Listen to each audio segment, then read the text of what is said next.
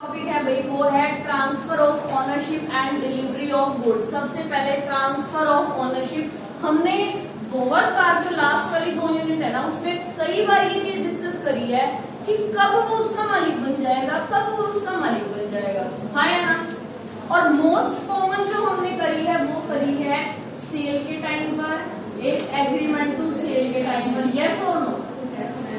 Cell के time पर हमने क्या किया था कि जैसे ही डिलीवरी हुई वो उसकी होगी, बट यहाँ पर कहता है कि जिस दिन, मतलब फ्यूचर डेट थी ना यहाँ पर, तो जिस दिन फ्यूचर डेट पर वो प्रॉपर्टी हम सामने वाले को देंगे उसके बाद वो उसका ओनर बनेगा। ठीक है भाई, ये एक मोस्ट कॉमन थिंग हमने ओनरशिप के बारे में पढ़ी। ठीक है, अब धीरे धीरे करेंगे कि ओनरशिप में related to the ascertain goods क्या होगा, स्पेसिफिक गुड्स में क्या होगा, जो अनअसर्टेन गुड्स थी आपकी उसमें क्या होगा, और एक आपका आता है कि अगर आपने उसके ऊपर कोई कंडीशन लगा दी तब क्या होगा। ठीक है, अब एक एक करके हम ये सारी बातें डिस्कस करने वाले हैं, बट उससे पहले आपको ना एक छोटा सा चार्ट दिया हुआ है जब स्टार्ट कर रहे हो आप अपनी यूनिट को। A contract of sale of goods involve transfer of ownership in 3 stages लिखा हुआ है ना, बट यहाँ पर 3 की बजाय मैं कहती हूँ सिर्फ 2 ही है। 2 कैसे, एक आप बात देखो, पासिंग ऑफ द प्रॉपर्टी, दूसरा है डिलीवरी ऑफ द गुड्स। हम कई बार दोनों चीजों को एक ही लेते हैं ना कई बार, बट इसने अलग अलग आपको क्यों दिया है, जस्ट बिकॉज ऑफ सेल और एग्रीमेंट टू सेल की वजह से कहता है कि पासिंग ऑफ द प्रॉपर्टी आप पहले कर देते हो कई बार, जैसे हायर परचेज में हुआ था, बेलमेंट में हुआ था, बट आपका जो ओनरशिप है वो बाद में ट्रांसफर हो रही थी आपकी। ठीक है, फिर दूसरा कहता है कि जैसे ही आप उस प्रॉपर्टी से रिलेटेड सारा रिस्क भी दूसरे को पास ऑन कर दोगे ना, इसका मतलब तो पक्का ही मोस्टली होगी। कल वाली बात याद है, मैंने आपको एक बात बताई थी, आप घर गए थे, कोई सामान लेकर घर जाते ही वो आपके हाथ से छूट गया और वो टूट गया, क्या आप सेलर को जिम्मेवारी दे सकते हैं उस चीज की? नहीं, क्योंकि रिस्क अब सारा का सारा आपको पास ऑन हो चुका है। आप अब किसी को ये नहीं बोल सकते कि भाई तू इसके लिए रिस्पॉन्सिबल है, क्योंकि आप खुद है उसके लिए। ठीक है, एक हमने इंट्रोडक्शन में जो फर्स्ट लाइन है वो ध्यान से पढ़नी है। देखो, sale of goods involve transfer of ownership of the property from seller to buyer. सभी को ये बात समझ में आती है, प्रॉपर्टी हमेशा ट्रांसफर किससे किसको होती है, सेलर से बायर को। It is essential to determine the time at which the ownership passes from the seller to buyer. अब ये पता करना बहुत जरूरी है। देखो, आप गुड्स तो कई बार पहले भेज देते हो, बट ओनरशिप कई बार बाद में जाती है ना। इसका उल्टा भी हो जाता है, कई बार आप पेमेंट कराते हो चीज की, बट गुड्स जो होती है वो आपके पास बाद में आई। तो देखो, जहां पर सीधा सीधा है ना, आप गए सामान लेने, सामने वाले ने चीज दी और आप लेकर घर आ गए, ये कहता है मैं इतनी कॉमन चीजों के बारे में बात कर ही नहीं रहा। हम उन सिचुएशंस की बात करेंगे यहाँ पर जहां पर हमें डाउट क्रिएट होता है कि हाँ भैया अगर पेमेंट दे दी तो क्या होगा, गुड्स पहले गई तो क्या होगा, और इन चीजों में हमें क्या करना है और क्या नहीं करना। ठीक है, ये सबसे पहले आपको एक बात क्लियर करना है, बड़े बड़े अक्षरों में लिखना, बिल्कुल स्टार्टिंग में ही अपने इस पे, कि इस यूनिट का पेमेंट पहले हो या बाद में हो कोई लेना देना नहीं। इन शॉर्ट अगर बोलूं, पेमेंट को हमें रिलेट कभी भी यहाँ नहीं करना, चाहे पहले हो चाहे बाद में हो, वो हम नहीं देखते हैं। ठीक है, पेमेंट का याद रखना, इससे कोई रिलेशन नहीं है। आगे आओ, importance of time of transfer के बारे में ये क्या कहता है। देखो, ये लाइन बहुत पढ़ने लायक है, इसी 3 लाइनों में केस स्टडी बनी हुई है, इसीलिए दोबारा पढ़ा रही हूँ आप लोगों को। देखो, द जनरल रूल इज दैट, मिल गया सभी को, general rule is that risk prima facie passes with the property. Prima facie passes with the property का मतलब इन एविडेंस। जर्नली ये क्या कहना चाह रहा है, ये कहता है कि ये एक जनरल रूल है, आपने अगर किसी को कोई प्रॉपर्टी दी है ना, तो सबसे पहले उसका क्या पास होता है, रिस्क, हाँ या ना। अब सेल में किया था आपने, एक बार उसको डिलीवरी कर दी, इसको पास ऑन हो गया, क्या आप उसके बाद उसको बोल सकते थे? नहीं। लेकिन देखो, यहाँ पर एग्रीमेंट टू सेल में गुड्स आपके पास ही पड़ा था, बट बोल सकते थे आप। तो ये किस चीज की बात कर रहा है, ये उस टाइम की बात कर रहा है जब एक बार प्रॉपर्टी आपने ट्रांसफर कर दी तो सबसे पहला प्राइमा फेसी जो चीज वो क्या कह रहा है, उसके साथ आपका रिस्क जो है पास हो जाता है। पेमेंट की देखो कोई बात नहीं कर रहा है यहाँ पे, सिर्फ रिस्क पास ऑन की कहता है। कहते ऐसा क्यों बोला है इसने, क्यों बोला भाई इसने? आप लोगों ने कई बार आप रोड पे जा रहे होते हो, एक गाड़ी के ऊपर लिखा होता है कार चलाना सीखे, सभी ने पढ़ा है? क्या है वो? उसमें वो आपको कार सिखाता है, क्या वो कार भी आपको दे देता है? बट गाड़ी सीखते टाइम आपकी गाड़ी कहीं धुक गई तो क्लेम जरूर ले लेता है। हाँ या बिल्कुल लेता है वो आपसे, कि अगर आपसे, हालांकि देखो उसमें दोनों तरफ स्टीयरिंग होते हैं, संभालना उसको चाहिए होता है कि वो संभाल लेता है उस चीज को, बट बाय द चांस फिर भी कुछ हो जाए तो रिस्क जो है आप उसको नहीं देते हो कि हाँ भी तूने ठोकी है तेरा रिस्क है, या मेरी गाड़ी थी मेरा रिस्क है। इनकी बात ही नहीं है, जिसने ठोकी वही लेगा आपको। सीख करते ना आप ये। दूसरा, इसके अलावा मैं एक बात बताऊं, आप लोग ना कई जगह पर ये चीज देखते हो कि पहले एक बार यूज कर लो चीज को, पसंद आए तो रख लियो वरना मेरी उल्टी भेजियो। समझ रहे हो बात को? क्या है दिमाग में? देखो चीज पास हो गई, रिस्क भी पास हो गया, क्योंकि तो क्या है ट्रांसफर हुई प्रॉपर्टी तो रिस्क पास। हालांकि देखो कोई एग्रीमेंट हुआ नहीं हुआ, क्या उसने सेल करी नहीं करी, सिर्फ ये बात कर रहा है यहाँ पर रिस्क की। देखो अब 3 दिन के लिए मैंने ये कहा कि कोई बात नहीं, ऐसा करो तुम 3 दिन के यहाँ पर ट्रायल के लिए आओ, अगर आपको पसंद आए कि हाँ मैडम अच्छा करा रही तुम पढ़ लेना। 3 दिन कोई जो आया यहाँ पर, 1 यूनिट 3 दिन में कंप्लीट हो गई, अच्छे से पढ़ गया चला गया। दूसरे दिन वो किसी और इंस्टीट्यूट पे गया, वहां पर उसने 3 दिन लगाई ट्रायल की, 1 यूनिट और कंप्लीट हुई कर गया। मतलब आप अगर ऐसा कर रहे हो देखा जाए, बट देखा जाए जैसे ही आप आए रिस्क तो आपको पास ऑन हो गया। क्यों? क्योंकि देखो यहाँ पर चाहे एक बच्चा हो चाहे 10 हो, हम तो ऐसे ही पढ़ाएंगे। रिस्क किसको मिला? जो वो 3 दिन कर रहा है ऐसे। फ्यूचर तो उसका खराब होगा ना, या मेरा कुछ होगा? मेरा तो कुछ भी नहीं जाना, फ्यूचर तो उसका खराब होना है। ठीक है, तो ये ऐसी बातें यहाँ पर बोल रहा है जहां पर इन्वॉल्वमेंट ऑफ ओनली रिस्क है। याद रखना, we are not talking about the transfer of ownership. Even though property की ओनरशिप ट्रांसफर नहीं हुई है, फिर भी आपके पास अगर रिस्क ट्रांसफर है तो आपको वो भुगतना पड़ेगा ही पड़ेगा, सीधी सी बात है। तो सबसे पहला क्या बोला इसने, क्या है प्राइमा फेसी? रिस्क है। In case where the goods are lost or damaged, the burden of loss will be borne by the person who is the owner at the time when the goods are lost or damaged। देखो अब जिस time पर वो goods की loss हो गई है, वो डैमेज हो गई है, तो उसका लॉस उसी को भुगतना पड़ेगा जो उसका ऑनर है। आप कई बार देखते हो ट्रेन में आपने टिकट ली, बस में आपने टिकट लिया, आपका टिकट गुम हो गया। इन शॉर्ट वैसे आप ओनर थे बट किसी और को मिल गया, वो पीछे बैठा था, उसने अब तक टिकट ली नहीं, वो टिकट उसको मिल गई। क्या आपका नाम लगा होता है उसके ऊपर? और पीछे वाले को वो मिल गई। जब आए चेकिंग वाले, आप कहते हो टिकट तो था भाई, पता नहीं पर्स में था, कहाँ गया। पीछे वाला आराम से दिखा रहा है ये मेरी टिकट। तो एक बात बताओ, अब भुगतना किसको पड़ा रिस्क? आपको, क्योंकि आप थे उसके ओनर, तो हालांकि यूज उसने कर लिया। ठीक है, सिचुएशन कैसे भी बन सकती है भाई, यहाँ पर ये ध्यान रखना। आगे पढ़ो इसको। Where the goods are damaged by the act of the third party, it is the owner who can take the action। देखो अब मैं बता रही थी ना आपको कि मैंने कहा इस्तेमाल कर लेना, अगर यूज पसंद आए तो रख लेना, लेकिन उसके टाइम पर उसने उसको कोई डैमेज कर दिया, उसको कोई लॉस कर दिया, तो कौन बेयर करेगा? जिसने किया है। क्यों? क्योंकि सेलर के पास पूरा राइट है कि वो उसके अगेंस्ट एक्शन ले सके। और आपको भी पता है एक्शन की कोई डेफिनेशन नहीं है। एक्शन आप अपने अकॉर्डिंग, चाहे वो केस करे, चाहे वही वो 10 गुंडे बुला के लिख जाए दे और मेरा डैमेज जो भी। ठीक है, क्लियर है ये तीनों चीजें। इसके ऊपर पेपर में केस स्टडी बनी हुई है, चाहे मोस्ट इंपोर्टेंट था, इसको मार्क कर लेना।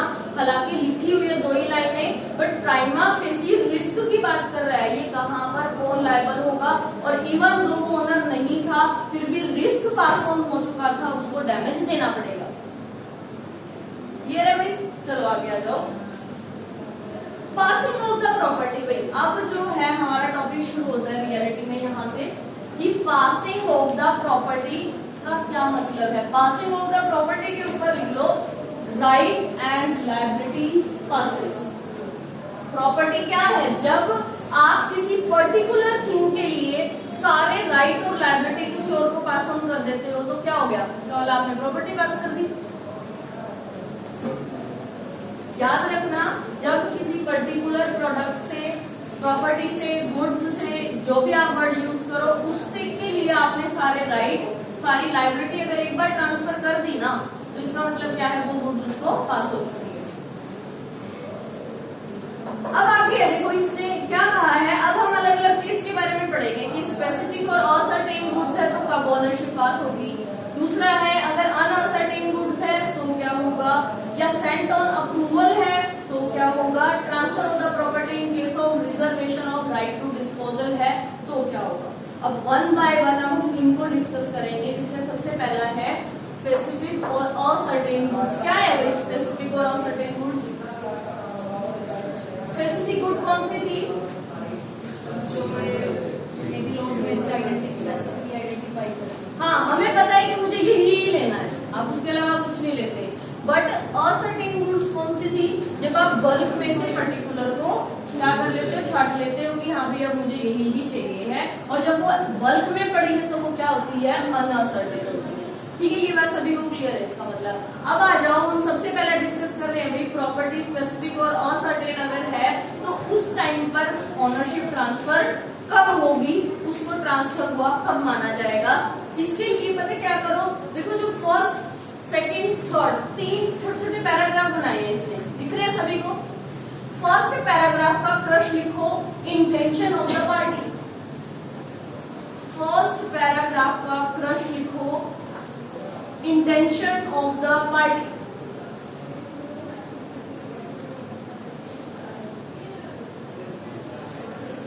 मतलब देखो, अब सबसे पहली बात ये आती है कि अगर आप कोई गुड्स ले रहे हो या आप उसके ओनर बनना चाह रहे हो तो आपकी इंटेंशन होनी चाहिए कि नहीं होनी चाहिए? जो आपको बेच रहा है उसकी इंटेंशन होनी चाहिए कि नहीं होनी चाहिए? तो सीधी सी बात कर रहे हैं हम, इंटेंशन ऑफ द पार्टीज होना चाहिए कि हाँ भी मुझे ये इसको देनी है। क्या देनी है? स्पेसिफिक और असर्टेन गुड्स देनी है कि नहीं देनी है। ठीक है भाई, उस टाइम पर आपको पूरा अच्छे से पता होना चाहिए मुझे क्या देना है और क्या नहीं। जतिन ये ले लो, उसको भी डिस्टर्ब कर रहे हैं। चलो आगे आते हैं, सेकेंड पॉइंट का क्रश लिख लो, पहले लिखो term and condition of case.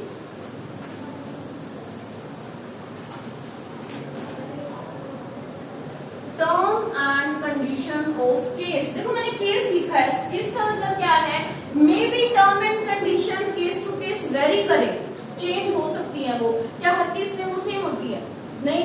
जैसे कई बार क्या होता है, हम दोनों की इंटेंशन है, बायर की इंटेंशन है, सेलर की इंटेंशन है, दोनों की इंटेंशन है एक की खरीदने की, दूसरी की बेचने की। बट एक के पास, लेट से बायर के पास अभी पैसे नहीं है, बट उसको ये पता है कि हाँ हर 2 तारीख को मेरी सैलरी आती है। वो कहता है कि मेरे को गुड्स पसंद है, अपने पास रख, 2 तारीख को ले जाऊंगा। समझ रहे हो बात को? तो अगर ऐसी कोई कंडीशन है या टर्म्स हम देखते हैं कि हमारे केस में आ गई है, तो उस टाइम पर वो क्या कहता है, वो भी स्पेसिफिक और असर्टेन में इन्वॉल्व होती है। क्योंकि देखो स्पेसिफिक गुड्स कौन सी है जो हमने छाट ली या पक्की कर रखी है, यही लेनी है। असर्टेन भी वही होती है, लेनी तो है ही हमने। वो कहता है मैं ले लूंगा बट मेरे पास पैसे आ जाने दो एक बार, मेरे पास 2 तारीख को आएंगे, जैसे ही आएंगे ना मैं ले जाऊंगा। उसने इवन 2 सेलर ने अगर यहाँ पर ये भी बोल दिया ना कि तू गुड्स उठा के ले जा, कोई दिक्कत नहीं है, पैसे बाद में दे दियो, क्या हो सकता है? यस हो सकता है, याद रखना। क्योंकि ओनरशिप का हमने अभी भी पढ़ी है लाइन, पेमेंट से लेना देना अभी तक कुछ भी नहीं हो सकता है। These are also term and condition. ठीक है, थर्ड जो पैराग्राफ बात करता है ना, वो कहता है कि ना तो इंटेंशन से हमें पता चला कि बायर सेलर लेना चाह रहे हैं, देना चाह रहे हैं, ना उसकी टर्म कंडीशन से पता चला, तो क्या करे? तीसरा पैराग्राफ सीधी सीधी बात बोल रहा है, अगर इस सेक्शन से नहीं पता चल रहा तो चले जाओ सेक्शन 20 से 24 के पास, वो आपको बता देंगे कि कब ओनरशिप पास होगी। क्या बोला मैंने? देखो इंटेंशन से पता नहीं चला कि किसने खरीदा किसने बेचा, चली गई कि नहीं चली गई गुड्स, ना हमें उससे पता चल रहा है कि हाँ भाई जो टर्म एंड कंडीशन डिसाइड हुई है कब कौन लेकर जाएगा। वो कहते हैं कोई बात नहीं, इनसे नहीं हुआ, दूसरे और भी बहुत सारे सेक्शन है, उनके पास चला जा, वो तेरे को बता देंगे अब क्या करना है। ठीक है, तो हम कौन से सेक्शंस पर गए? 20 से 24 तक के सेक्शन। क्लियर है भाई यहां तक की बात?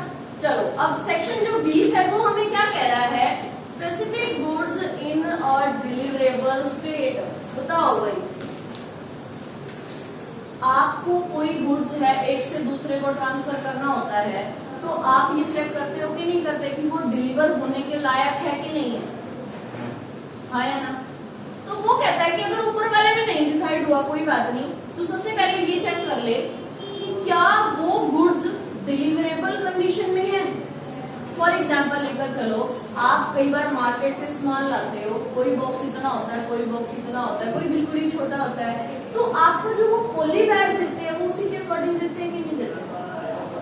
तो इन शॉर्ट में बोलूं तो पैकिंग का जो सामान होगा, पकड़ने के लिए चीज होगी, उसके अकॉर्डिंग ही होती है। आप देखते हो जैसी शॉप होती है ना, वैसे ही वो थैलियां रखते हैं अपने पास, होती है ना?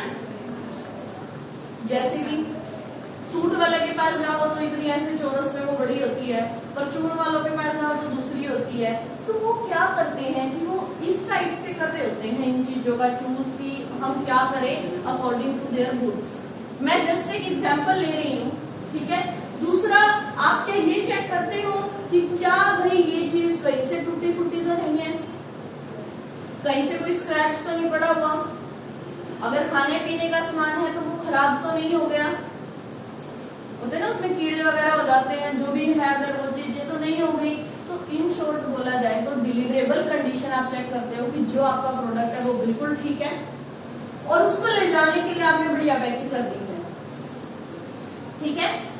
वो भी तो करते हो, आप गिफ्ट गैलरी में जाते हो, आप कहते हो ये गिफ्ट पैक कर दे, वो करता है ना बढ़िया सा पैक, तो उनका वो तरीका है, क्योंकि गिफ्ट हम मानते हैं कि जब तक पैक ना हो तब तक देने का फायदा नहीं है, हम पैक करवाते हैं ना सारे। तो उसकी डिलीवरेबल कंडीशन कब आएगी गिफ्ट की? जब वो रैप हो जाएगा गिफ्ट पेपर में। क्लियर है भी बातें? आ जाओ पढ़ भी लेते हैं ताकि बाद में कोई दिक्कत परेशानी ना हो। Where there is an unconditional contract for the sale of the specific goods in a deliverable state, the property in the goods passes to the buyer when the contract is made, and it is immaterial whether the time of the payment of the price or time of the delivery of the goods or both are postponed. इन चीजों से same वही, ना payment से लेना देना है, ना इसका किसी की डिलीवरी से लेना देना है, वो सीधी सी बात कह रहा है। हम सिर्फ बात किस चीज की कर रहे हैं, क्या आपका गुड्स डिलीवरेबल कंडीशन में है? वो ये तो कह ही नहीं रहा पैसे दे दिए कि नहीं दे दिए, भिजवा दिया कि नहीं भिजवा दिया, बात कर रहा है सिर्फ सेक्शन 20 हमें बात कर रहा है कि क्या आपका प्रोडक्ट डिलीवरेबल कंडीशन में है या नहीं। आ जाओ अगले पे, सेक्शन 21 जो है वो क्या बोल रहा है आपको, ये कहता है specific goods to be put into a deliverable condition. वो कहता है कि मान लो आपका डिलीवर कंडीशन में नहीं था, तो कहता करो फिर उसको, क्या बोला, डिलीवर कंडीशन में नहीं है। फॉर एग्जाम्पल गिफ्ट वाला ले लो, आपसे आपके पास कोई गिफ्ट पैक करवा रखवा के गया, किसको पैक कर देना, शाम को ले जाऊंगा, शाम को जब वो आया वो था ही नहीं पैक, आप क्या कहोगे उसको जाके, पैक कर भाई। Put to in a deliverable condition का मतलब क्या है, अगर वो डिलीवरेबल कंडीशन में है दैट्स वेरी नाइस, अगर नहीं है तो you have to put it into a deliverable condition. तो आप कर दो उसको, उसमें कोई खराबी है ठीक करके दे दो तो डिलीवर कंडीशन हो जाएगी,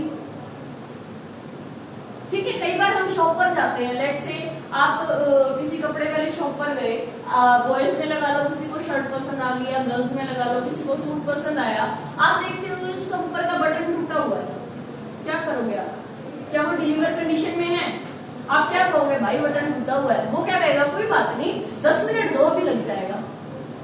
तो क्या किया उसने, पुट इनटू अ डिलीवर कंडीशन। बात आ गई समझ में? तो अगर है तो ठीक है, नहीं है तो उसको डालो उसमें। तीसरा बात करता है आपकी specific goods in a deliverable state when the seller has to do anything there to in the order to a certain price. इसके ऊपर बड़े बड़े अक्षरों में लिखो रिलायंस फ्रेश।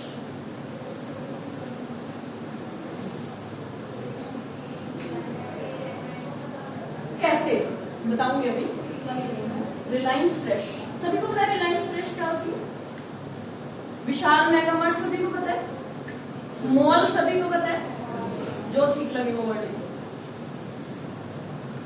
अब देखो वहां क्या होता है, आपको ये बात पता होगी, आप कई बार जाते हो, लेट्स से किसी मॉल में गए, हालांकि उनके ऊपर टैग लगे होते हैं, कई पे डिस्काउंट लिखा होता है, सब कुछ लिखा होता है। देखो आपने अगर किसी मॉल में विजिट किया है, या और नहीं तो कम से कम यहाँ पर इजी डे है, इजी डे में तो सभी गए होंगे, इजी डे स्टाइल में तो वहां पर हर चीज पे देखो, अगर डिस्काउंट है तो भी लिखा होगा, प्राइस है तो भी लिखा होगा, सब कुछ वहां पर लिखा होता है। बट इवन आफ्टर दैट जब आप काउंटर पर आते हो ना, तो आपके बिलिंग में चेंजेस मिलते हैं ना। हम एक अप्रोक्सीमेशन अपने माइंड में फिर भी लगा लेते हैं कि अच्छा ये गुड्स इतना इतना है, ये ऐसे मिल जाएगा, हाँ या ना। दूसरा, आपने बहुत सारा सामान लिया तो पूरी का इकट्ठा आएगा, तब आपको नहीं पता होता कितने का बैठ गया, हमने तो पूरी ट्रॉली भर ली है, ठीक है। तीसरा और एग्जाम्पल लेकर चलते हैं, जब वो आप सामान लेकर जाते हो काउंटर पर, यू ऑल नो अबाउट कि एक बार कोड होता है, वो क्या करता है, आपने सामान लिया, एक मशीन से क्या आगे लगाता है, मशीन बोलती है टन, वो आगे रख देता है, दूसरा उठाता है, मशीन बोलती है टन, वो रख देता है, तीसरा उठाता है, बोली टन, रख दिया। लो ये 3 प्रोडक्ट के आपके इतने हो गए, आपने सोचा था कुछ और, प्राइस मिला कुछ और। समझ में आई बात? ऐसी जगह पर तीसरी बात ये आती है, आप कई बार इन्हीं मॉल्स वगैरह में अपना सामान फिक्स करवा जाते हो, लेट से आप वहां के परमानेंट कस्टमर हो, कई मॉल्स के कार्ड्स बनते हैं, आप वो बनवा रखा है आपने, तो आप क्या करते हो, आप ट्रॉली उसके पास रख जाते हो और कहते हो कि मेरा सारा सामान पैक कर दिया भाई। वो क्या करेगा, टन टन टन करेगा, सारा इकट्ठा करेगा, बिल भी उसी पैकेट में डालेगा और एक साइड में वो आपका पैकेट रख देगा। ये कंडीशन ले लो। तो इन शॉर्ट हम उन जगह की बात करते हैं जहां पर कैरियर स्टाइल चीजें यूज होती हैं, जहां पर चीजों का एप्रोप्रिएशन होता है, उनको चूज किया जाता है, देन उनका रखा जाता है प्राइस। कभी आप लोगों के साथ रियल लाइफ में ऐसा हुआ है कि आपने प्राइस कुछ और सोचा था, बट आपने बिलिंग करवाई तब कुछ और मिला? होता है कभी डिस्काउंट मिला है, या ज्यादा हो गया, कम हो गया, जब जीएसटी आया था तब एकदम से बढ़ा हुआ प्राइस मिलता था, आप कहते थे ये कहां से आया? कभी हुआ? मेरी रियल लाइफ की आप लोगों को एक स्टोरी सुनाते हैं। 2017 में नया नया जीएसटी आया था, सबको पता है, ठीक है। जीएसटी आने के बाद आपको पता है हर चीज पे लगा था स्टार्टिंग में। हम लोग गए हुए थे डोमिनोज, हम 4-5 जने थे कि चलो आज पिज्जा खा के आएंगे, 2 दिन हो गए खाए हुए। हम जब वहां पे गए ना, हमने क्या किया, हमारी नॉर्मल आदत थी, हम फ्रेंड सर्कल में जब भी जाते तो हमेशा सारे कॉन्ट्री करते थे कि ठीक है भाई इतने का पिज्जा आएगा। आपको पता है पिज्जे का रेट होता ही है, रेगुलर का इतना है, मीडियम का इतना है, छोटे का इतना है, बड़े का इतना, ठीक है। हमने सबके पैसे इकट्ठे किए, सबके पास इवन दो उस दिन जितने थे ना पर्स में सबने दिए कि हाँ मेरे पास इतने, मेरे पास इतने, मेरे पास इतने, हमारा पिज्जा आ जाएगा। हमने ऑर्डर कर दिया, सारा कुछ हो गया। जब आया हमारा बिल, वहां पर था 53 रुपए का जीएसटी, और किसी के पास 53 रुपए है ही नहीं। स्टूडेंट लाइफ में ऐसी चीजें होती हैं, बहुत कॉमन चीजें मैं बोल रही हूँ। आप लोगों के साथ भी कभी कभार ऐसा होता होगा, कई बार हमारी पॉकेट में हमें 10 रुपए नहीं मिलते और हमें वो चीज लेनी अर्जेंट होती है। स्टूडेंट लाइफ में बिल्कुल होता है ऐसा, ठीक है। वो 53 रुपए अब लाए कहाँ से, दिमाग में क्वेश्चन आया। वो ये तो बिल में तो छप के आ गया। आपको पता है सबके पास चिल्लर होते हैं, हाँ या ना।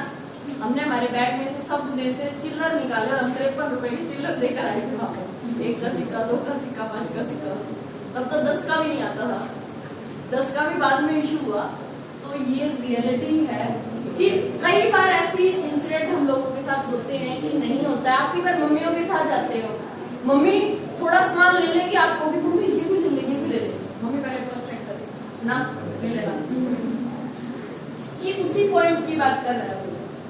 इतने की बात तो शायद प्रैक्टिकल लाइफ में तुम्हें समझ में आ गई क्या है, थ्योरेटिकल समझने के लिए चलो इसकी लाइनें पढ़ते हैं, ठीक है। आ जाओ। ये कहते हैं where there is a contract for the sale of specific goods in a deliverable state but the seller is bound to weigh, measure, test और do some other act. Do some other act क्या, जो मैंने आप लोगों को बताया कि वो बार कोड करता है, वो पेमेंट चेक करता है, आपका बिल बनता चलता है, एनीथिंग। जैसे मैंने कई एग्जांपल दे दिए आप लोगों को ऐसे ऐसे, ये सब कुछ इसमें इन्वॉल्व होता है। कई बार वेट से अलग, कई बार मेजर अलग हो जाता है तो आपका प्राइस बढ़ गया घट गया, ठीक है, ऐसी चीजें होती हैं। With reference to the goods for the purpose of ascertaining the price, the property does not pass until such act or thing is done and the buyer has notice thereof। वो कहता है जब तक वो कंप्लीट नहीं होगी, जब तक बायर नहीं करेगा। कैसे? बार कोड में आया, बिल में लिखा, पेमेंट नहीं करोगे तब तक क्या हो देगा। और मॉल वगैरह में तो आपको पता ही है, वहां पर उधारी भी नहीं चलती, कार्ड से पेमेंट हो जाएगा, नेट बैंकिंग से हो जाएगा, उधारी नहीं चलती, वहां पर देना ही पड़ेगा। आ जाओ आगे।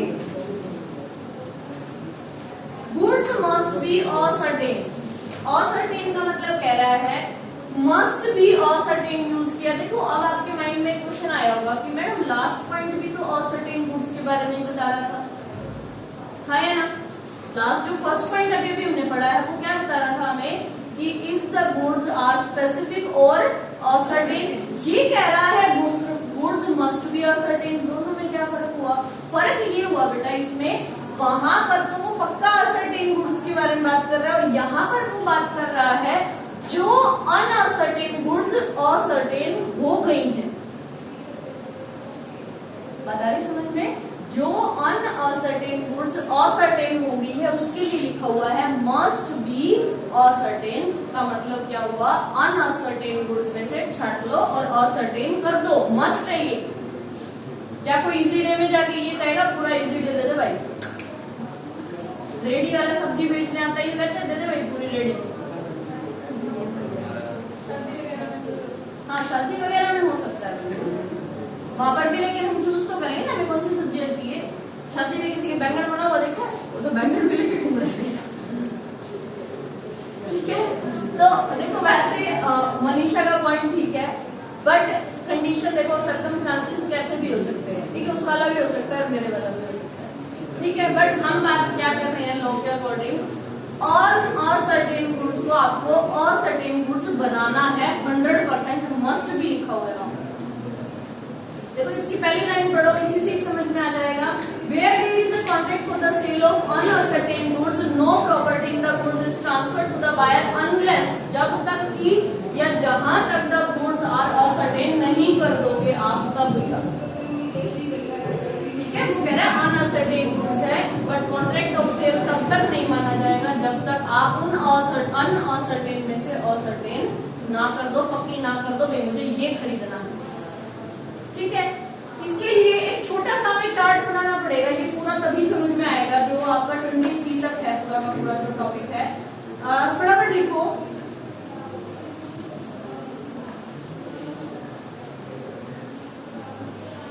सबसे पहले अपने माइंड में क्वेश्चन अराइज करो, हम क्या बात कर रहे हैं कि प्रॉपर्टी कब पास हो रही है।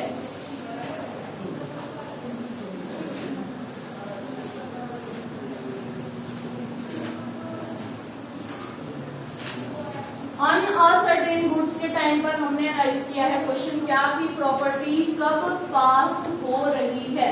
वो कहता है सबसे पहले जो तेरी प्रॉपर्टी है, जो तेरी गुड्स है, तू ये चेक कर क्या वो असर्टेन है या अनअसर्टेन है। लिख लो, सेम चार्ट बनाना है, कहीं पे भी जहाँ पे जगह मैंने वहीं छोड़ा है।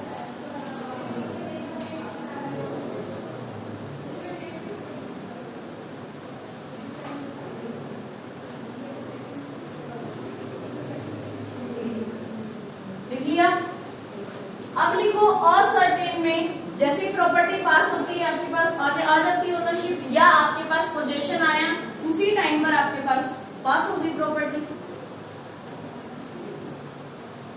असर्टेन में तो कोई दिक्कत है ही नहीं, हमें दिक्कत आएगी अनअसर्टेन में। लिख लिया। अब अनअसर्टेन में फिर से नीचे एरो लगाओ, फिर लिखो एप्रोप्रिएशन।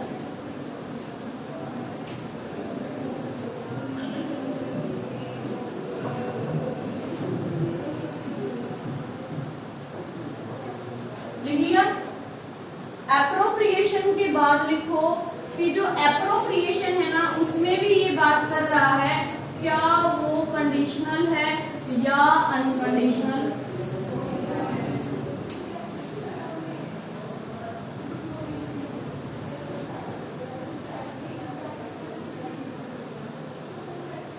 देखिए सभी ने, अब एक बात बताओ, आपको पता है कि एप्रोप्रिएशन कब होगा, मतलब आप चूज जब कर लोगे, पैसे जब कर लोगे, सब कुछ कर लोगे और जो उसने कंडीशन लगाई वो पूरी कर लोगे, उसी टाइम आपके पास होगी प्रॉपर्टी।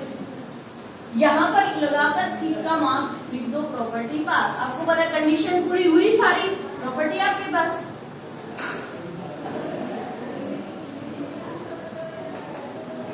बट अनकंडीशनल में आपको आती है प्रॉब्लम, वहां पर लिखो अनकंडीशनल के नीचे selection of the goods, selection of the goods with intention of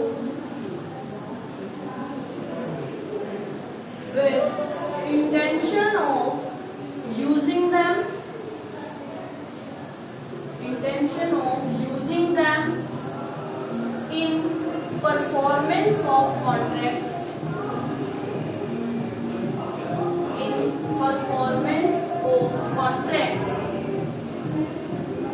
and with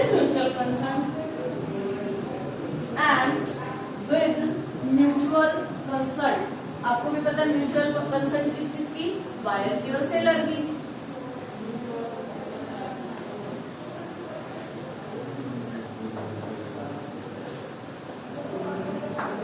हाँ भाई, सबने लिखा। देखो यहाँ तक हमें चार्ट क्लियर है, असर्टेन है, जैसे मिली ले गए।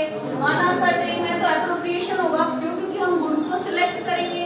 सिलेक्ट करने के बाद क्या है, अगर उसकी कोई कंडीशन है पूरी करी, गुड्स आप ले गए, बट अनकंडीशन है तो वहां पर आप क्या करोगे कि performance of the contract check करोगे कि आप किस यूज के लिए ले रहे हो, प्लस उस अनकंडीशन में बायर और सेलर की म्यूचुअल कंसेंट होनी चाहिए। बायर भी हाँ बोले और सेलर भी हाँ बोले कि ठीक है आप ये कर लेते हैं। ठीक है भाई, सीधी सी बात है। अब देखो, अब ये बारी आती है कि ये चीजें बुक में कहाँ लिखे, क्योंकि आप लोगों को क्या सबसे ज्यादा क्वेश्चन रहता है बुक में कहाँ है, तभी तो आप घर जाके कंफ्यूज होते हो। आ जाओ, तो 23(1) है आपका, sale of unascertained goods by the description. मिला सभी को? इसका plus the deliver to the carrier, ये दोनों पॉइंट का क्रश है ये चार्ट। क्या बोला मैंने? जो ये दो पॉइंट है ना, उसका क्रश है ये चार्ट। देखो ये चार्ट कितना अच्छे से समझ में आ गया हमें, बट लाइन पढ़ोगे घर पे अपने आप तो फिर सब साफ हो जाता है, तो इसलिए लाइन हम यही पढ़ेंगे। करो start. Where there is a contract for the sale of uncertain or future goods by the description and the goods of that description and is in deliverable state and unconditionally appropriated to the contract। ये कहता है कि कौन सी है, uncertain goods है या फिर future goods है जो बाद में आपको ट्रांसफर होनी है, बट उसकी डिस्क्रिप्शन आप पहले ही दे आए हो। यहाँ तक बात क्लियर है? प्लस वो गुड्स क्या होनी चाहिए, डिलीवरेबल स्टेट में होनी चाहिए विदाउट किसी कंडीशन के। हाँ या ना? यहाँ तक बात क्लियर है सभी को? ये बातें हम बहुत बार कर भी चुके हैं अभी तक। आगे आओ। Either by the seller with the assent of the buyer or by the buyer with the assent of the seller। चाहे उन्होंने वो सब कुछ जो डिसाइड किया कि मैं तुझे ये बेच दूंगा, तू मुझे बेच देना, चाहे सेलर ने बायर को कहा या बायर ने सेलर को कहा। मैंने वर्ड क्या यूज किया इसके लिए? Mutual consent. म्यूचुअल कंसेंट का मतलब भी तो ये होता है ना, आपस में डिस्कस कर लिया उन्होंने, म्यूचुअली वो एग्रीड हो गए कि ठीक है तू ये कर दियो, मैं ये कर दूंगा, हम ये कॉन्ट्रैक्ट कर लेते हैं। आगे आ जाओ। The property in the goods thereupon passes to the buyer. Such assent may be express or implied and may be given either before or after the appropriation is made। ये कहता है कि ये assent चाहे पहले कर लो या appropriation के बाद। appropriation का मतलब क्या किया अभी हमने कि आप चूज करते हो प्रोडक्ट, प्लस कॉन्ट्रैक्ट की परफॉर्मेंस देखते हो आपकी क्या है, दोनों अपनी म्यूचुअल कंसेंट के साथ। ठीक है। दूसरा डिलीवर टू कैरियर में क्या कहता है, where in performance of the contract the seller deliver the goods to the buyer or to a carrier या और अदर वेली। मतलब क्या है, अब यहाँ पर एक बात समझने वाली समझो। देखो एक होती आप गए, चीज ली और घर आ गए, दैट इज डिलीवरी। दूसरी होती है डिलीवरी, आप गए, पर्ची दे आए, सामान पैक कर दियो, घर पहुंचा दियो। ठीक है, ये और वर्ड इसीलिए यूज कर रहा है, ध्यान से पढ़ो इस चीज को। Seller deliver the goods to buyer, buyer को कर रहा है, मतलब आप गए, उसके पास चीज ली और घर आ गए। और टू द कैरियर, कैरियर आप समझते हो क्या? आपको जो बोला था, आपने पॉलिथीन में सारा पैक किया और पहुंचा दिया आपने किसी, जैसे आपके सेलिंग बॉय होते हैं, या आपने शॉप पे किसी पर्सन को रखा होता है काम करने वालों को, कोई एजेंट को आपने भेज दिया कि जा भाई करा। या फिर और अदर वेली, अदर वेली का मतलब क्या है? क्या पता बायर ने अपनी तरफ से कोई आदमी भेज दिया, वहां से सामान खा लगी वही मेरा, या कोई भी अदर पर्सन, कोई जरूरी नहीं है, बेली में सब इंक्लूड होते हैं। कौन कौन से? बस सामान पैक है, जो भी घर तक पहुंचा रहा है, उसकी डिलीवरी कर रहा है, वो सारी बात समझ में आई भाई? कौन? या तो सेलर कर रहा है, या बायर खुद ले रहा है, या कैरियर से हो रही है, या कोई अदर वेली उस सामान की डिलीवरी कर रहा है। ठीक है, for the purpose of transmission to the buyer, किस चीज के लिए? ट्रांसमिशन करने के लिए उन गुड्स का। बट क्या वो सिर्फ गुड्स का कर रहा है? कोई जरूरी नहीं है। देखो आगे इसने क्या किया, एंड लगाया है, मतलब ट्रांसमिशन ऑफ गुड्स तो हो ही रहा है, एंड और है, मतलब कुछ और भी हो रहा होगा। क्या हो रहा है? देखो, does not reserve the right of disposal, वो कहता है डिस्पोजल का राइट को ब्रीच नहीं कर रहा है, खत्म नहीं कर रहा है, शॉर्ट नहीं कर रहा है। का मतलब समझो ध्यान से। देखो मेरी शॉप है बहुत अच्छी, आप मेरे कस्टमर हो, मेरे पास आए, आपने बहुत सारा सामान पैक करवाया और मुझे ये कहा कि हाँ भाई ऐसा करियो, मेरे घर पे पहुंचा दो। मैंने कहा ठीक है, आपके घर पे पहुंच जाएगा। मैंने जब आपके घर पे पहुंचाया ना, ट्रांसमिशन ऑफ द गुड्स तो किया मैंने, बट मैंने अपने बॉय को साथ में ये भी बोला कि ऐसा करियो, सामने वाले को ना ये बोलाइयो कि इस सामान की पेमेंट 3 दिन के अंदर अंदर कर दियो। बात समझ में? तो इसको मैंने बताओ, अगर मैंने ये साथ में ऐड किया कि 3 दिन के अंदर अंदर पेमेंट कर दियो, इसका मतलब क्या है? मैंने उसको प्रॉपर्टी तो पास करी है, क्या ओनरशिप पास कर दी? ओनरशिप कब पास होगी? 3 दिन बाद, जब वो पेमेंट कर देगा। बात समझ में आ रही है? कब करेगा वो पास? जब 3 दिन बाद वो पेमेंट करेगा, 7 दिन बाद, जो भी मैंने टाइम बोला है, जब वो पेमेंट कर देगा, डिलीवरी पास उसको तभी होगी, उससे पहले नहीं। लेकिन मैंने उस बॉय को कुछ भी नहीं कहा, मैंने कहा बस ये सामान पहुंचाया, तो वहां पर ऑटोमेटिकली मैंने डिलीवर कर दी ना अपनी। हाँ या ना? ओनरशिप दे दी उसको उसी टाइम, मैंने कुछ भी स्पेसिफिकेशन नहीं दिया उसको। तीसरी चीज सुनो, तीसरी चीज क्या होती है? आप कई बार एक शॉप पर जाते हो, आपने सामान पसंद किया, आप कहते हो अभी मार्केट में मुझे बहुत सारे काम है, ऐसा करती हूँ इसको मैं यहीं पे रख के जा रही हूँ, जब शाम को मेरा सारा मार्केट का काम खत्म हो जाएगा ना, मैं इसको उठा के ले जाऊंगी। करते हो ऐसे? क्योंकि वो हैवी होता है, हम सोचते हैं कहाँ मार्केट में लेके घूमेंगे, क्यों ना इसको यहीं पे छोड़ देंगे। ठीक है? या फिर कई बार आप ऐसे करते हो, वो चीज बहुत ज्यादा हैवी है, तो आप क्या करते हो? पसंद करते हो, पैक करवाते हो, वहीं पे छोड़ाते हो, घर आके मम्मी पापा को बताते हो कि ऐसे ऐसे हम पैक करवाया है, मम्मी व्हीकल लेके जाना पड़ेगा, हाथ में नहीं होती वो। तो एक बात याद रखना, जब आप सेलर को खुद से ही बात बोलकर आते हो ना, मेरी गुड्स तेरे पास रख, मैं अपने आप ले जाऊंगा, इसका मतलब उसी टाइम जो उसने ये लाइन बोली ना, मैं अपने आप ले जाऊंगा, उसी टाइम पे ओनरशिप चली गई। चाहे अब वो 10 दिन बाद भी अगर उसकी शॉप से उठाए, तो रिस्क जो होगा वो बायर का होगा, सेलर का नहीं। सारी चीजें समझ में आई? पहली हमने क्या बात करी कि अगर मैंने मेरे बॉय को भेजा था कि दिया डिलीवर किया, साथ में ये लाइन बोलाई हो 3 दिन में पेमेंट कर दे, नहीं तो हम गुड्स वापस ले लेंगे, तो क्या मैंने ओनरशिप ट्रांसफर की? नहीं की। दूसरी की, जब मैंने ट्रांसफर करने के लिए चीजों को भेजा, उसको कुछ नहीं कहा, तो इसका मतलब क्या? ओनरशिप चली गई। तीसरा, बायर खुद कह रहे हैं कि अभी रख, मैं ले जाऊंगा, तो उसी टाइम पर लाइन बोलते ही वो ट्रांसफर होगी। तो इन कंडीशंस में याद रखना कि बायर की लायबिलिटी कब तक है और सेलर की कब तक है। कब तक है बायर की? जब तक ओनरशिप ट्रांसफर नहीं हो जाती। ठीक है? सारी बातें समझ में आई हुई? अब इन पूरी की एनालिसिस आपको दी हुई है अलग से, वो अब आप खुद पढ़ोगे।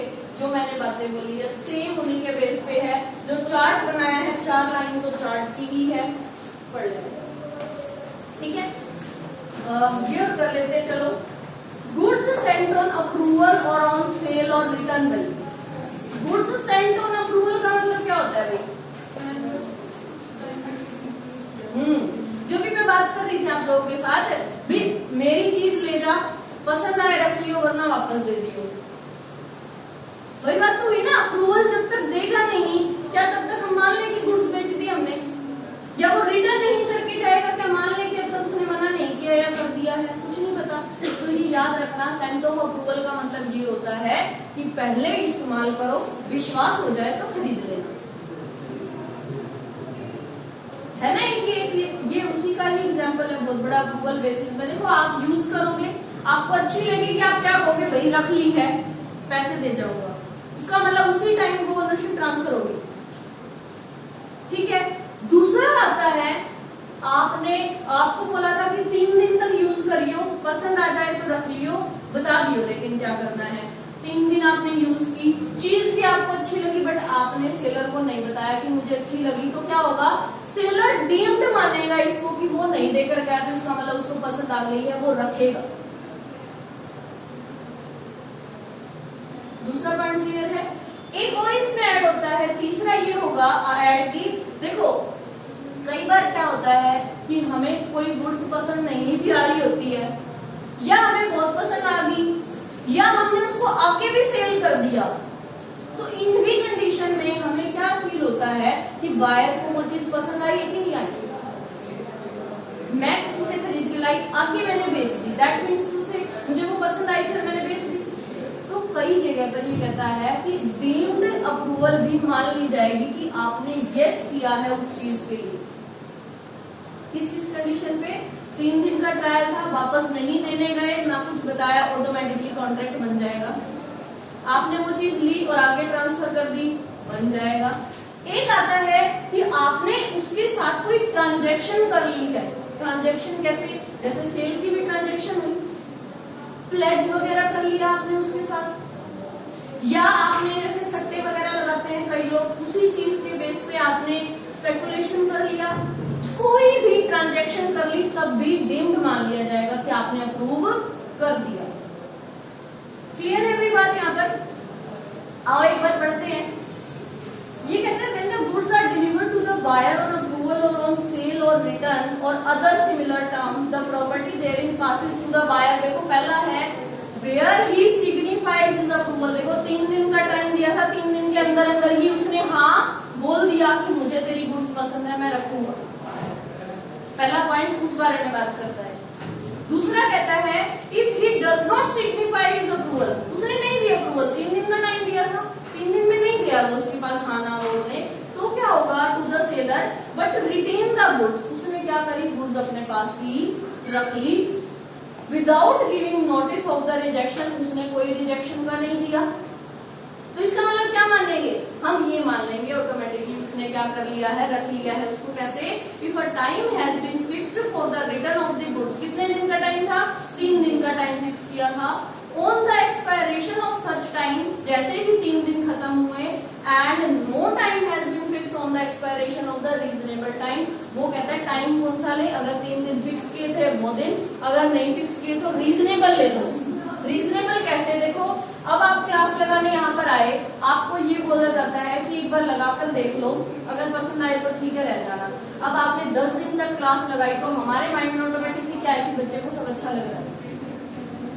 नॉर्मली ट्रायल कितने दिन का होता है, 1 दिन 2 दिन 3 दिन, बस इससे ज्यादा मेरे ख्याल में कभी ट्रायल नहीं होता है। ठीक है, आप 10 दिन तक क्लास में बैठे हुए हो तो ये ऑटोमेटिकली यस है या नहीं है कि हाँ भाई आप क्लास लगाओगे। ठीक है, तो ये यही बात कर रहा है कि हर चीज का एक रीजनेबल टाइम होता है। ठीक है, कि यूज करने का कि कैसी लगी हो, तो उसके बारे में बात कर रहा है। और तब तक भी अगर उसको आप वापस देने नहीं गए, हाँ ना नहीं बोलने गए, तो डीम्ड मान लिया जाएगा कि अप्रूवल बेसिस पे आपको वो चीज पसंद है और आप रखो। थर्ड वो ट्रांजेक्शन वाली बात कर रहा है, he does something to the goods. अब समथिंग, उसने गुड्स के साथ कुछ कर लिया, मतलब यूज कर ली। दूसरा, उसने आगे बेच दी। तीसरा, प्लेज वगैरह कर दी। चौथा, सट्टे वगैरह लगा लिए, या इसने जैसे किया क्या दिया हुआ example, which is equivalent to the accepting the goods, for example pledge करी, सेल करी गुड्स को, तो हम क्या मान लेंगे कि उसने एक्सेप्ट कर लिया है। ये था आपका अप्रूवल बेसिस के ऊपर। Sale for the cash only or return, same इसी का ही पार्ट है भाई। अगर आप कैश में कर रहे हो, आपने क्या किया, आप गए खरीदने, पैसे दिए, गुड्स ली और घर आ गए, क्या होगा, गुड्स आपकी, आप उसके ओनर। सीधी सी बात है, इसमें कुछ भी नहीं है पढ़ने लायक। हाँ भाई, अब ये डी वाला पॉइंट आप घर से पढ़ के आओगे, क्या है देखो ध्यान से, reservation of the right of the disposal. अभी अभी पढ़ के आए हैं, not reserve the right of the disposal में मैंने आपको बताया था ना, मैंने आपको कहा 3 दिन में पैसे वापस कर दियो, नहीं तो गुड्स उठाकर ले जाएंगे वापस, है ना। ऐसी वाली अभी भी हमने बात करी है, ये उसी चीज की ही बात कर रहा है। जब हमने हमारे बंदे को जब भेजा कि हाँ भाई गुड्स डिलीवर करा, साथ में ये कंडीशन भी लगा करा, ये उस कंडीशन के बारे में बात कर रहा है जहां पर आप राइट ऑफ द डिस्पोजल सामने वाले का रिजर्व कर लेते हो अपने पास। रिजर्वेशन का मतलब यही तो है कि अपने आपने सब कुछ नहीं ट्रांसफर किया, कुछ अपने पास रखा है। क्या रखा, वो कंडीशन रखी। आ रहा है कुछ समझ में? ये है होमवर्क। एक और चीज होमवर्क है, जो 4th यूनिट है उसका लास्ट टॉपिक निकालो जल्दी से। 4th यूनिट में लास्ट टॉपिक है, 4th यूनिट में है भैया आपका लास्ट टॉपिक ऑक्शन सेल। मिल गया सभी को? मेरे को नहीं लग रहा ऑक्शन को बताने की जरूरत है कि बोलियां लगती है, कैसे लगती है, कौन से प्रोडक्ट सॉल्व होते हैं, किन किन के पास पावर होती है, कि लाइक बैंक के पास है या किसी के पास प्लेज किया हुआ था उसके पास पावर है या गवर्नमेंट के पास पावर है। ठीक है, इससे पहले वाला टॉपिक भी खुद करना है, remedy of the buyer against the seller. बहुत बार कर लिया है कि बायर ने चीज टाइम पर नहीं दी तो सेलर क्या करेगा, एक्शन लेगा, सूट करेगा, डैमेज मांगेगा, क्लेम करेगा, क्या करेगा। ठीक है भाई, नॉन डिलीवरी कर दी सेलर ने तो क्या होगा, स्पेसिफिक परफॉर्मेंस नहीं दी तो क्या होगा, खुद करना है भाई। ये ड्यू डेट पे नहीं दिया तो क्या होगा। ये सारी चीजें हम इतनी बार कर चुके हैं क्लास में, एक बार पढ़ोगे ना, पढ़ते ही ध्यान में आ जाएगा, अच्छा ये इसी चीज के बारे में बात कर रहा है, इसीलिए खुद से करने को दे रही हूँ।